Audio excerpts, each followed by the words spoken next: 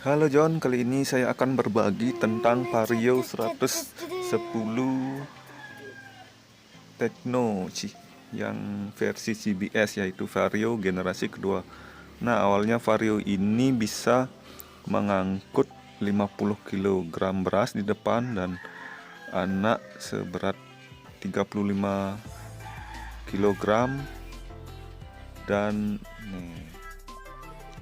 boncengannya sekitar 70 kg. Jadi Vario ini sangat kuat walaupun tanjakannya curam di pegunungan yang pokoknya tanjakannya itu berat lah, tapi sangat kuat. Nah, Vario Karbu ini mengalami kendala awalnya. Di jalan datar bisa lari kencang, tapi kalau di tanjakan ya bergetar dan hilang tenaga.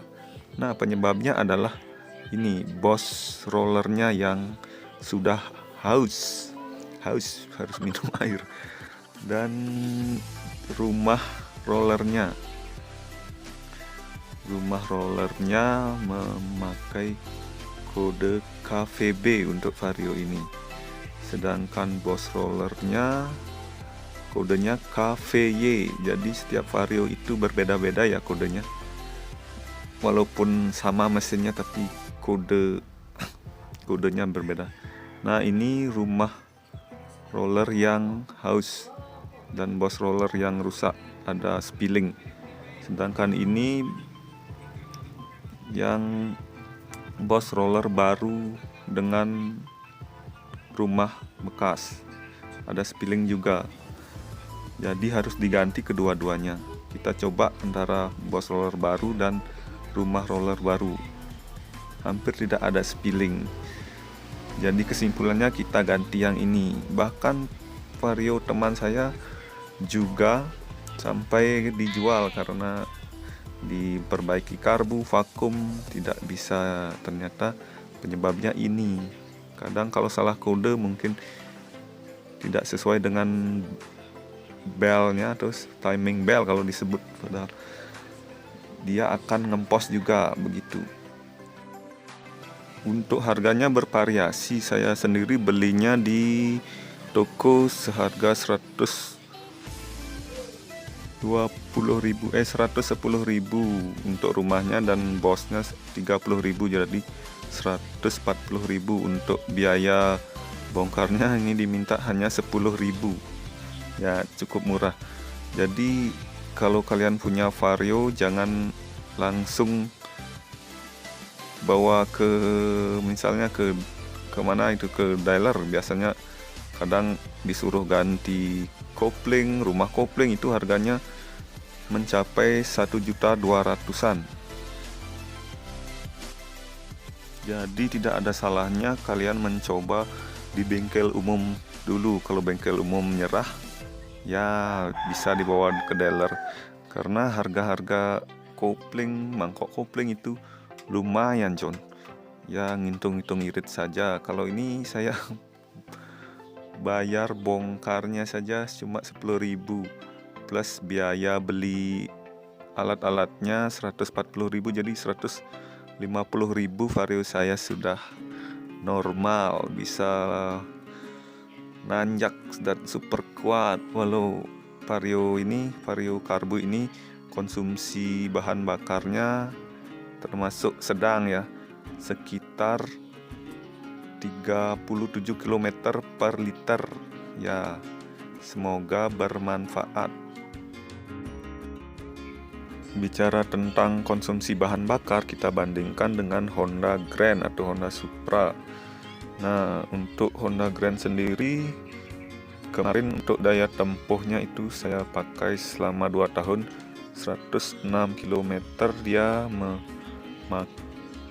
menghabiskan uang 13.000 atau sekitar 2 liter kurang untuk bensin harga 7.000. Sedangkan Vario untuk tempuh 106 km itu saya uji coba sekitar 20.000 untuk menghabiskan bensin. Dan juga perawatannya, tunggu dulu, untuk bensin itu berarti Honda Grand itu rata-rata 1 liter 50 km, sedangkan untuk Vario 37 km paling irit, itu sudah jalannya tidak terlalu ngebut.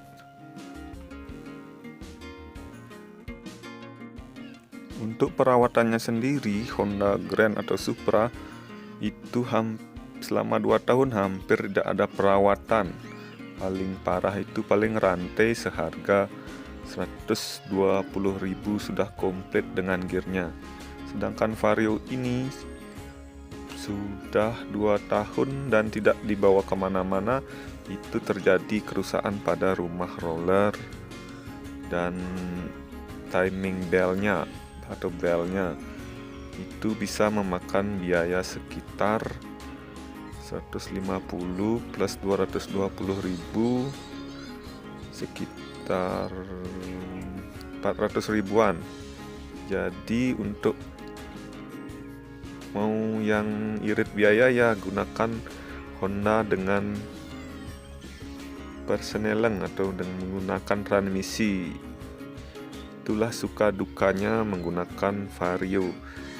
Pengalaman Vario 2016 punya ipar saya, baru dipakai itu sekitar 3 tahun sudah menghabiskan biaya 1,2 juta lebih. Nah, begitulah kira-kira pengalaman menggunakan Honda Matic. Jadi walaupun kita sudah telaten membawanya, tapi tetap saja lebih cepat rusak daripada menggunakan motor yang menggunakan transmisi. Cuma enaknya kalau Honda Matic itu kita bisa lebih santai dan gasnya lebih spontan, jadi kaki tidak usah lelah. Saya punya tip lagi untuk kalian pengguna motor, yaitu jika ingin knalpot Anda awet, Anda harus rajin mengisi oli, entah itu oli bekas juga bisa.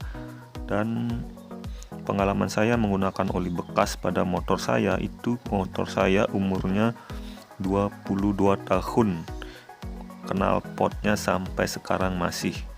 Terus saya punya Supra Fit tahun 2004, itu rantainya diisi oli, itu sampai tahun 2020 rantainya masih awet-awet saja.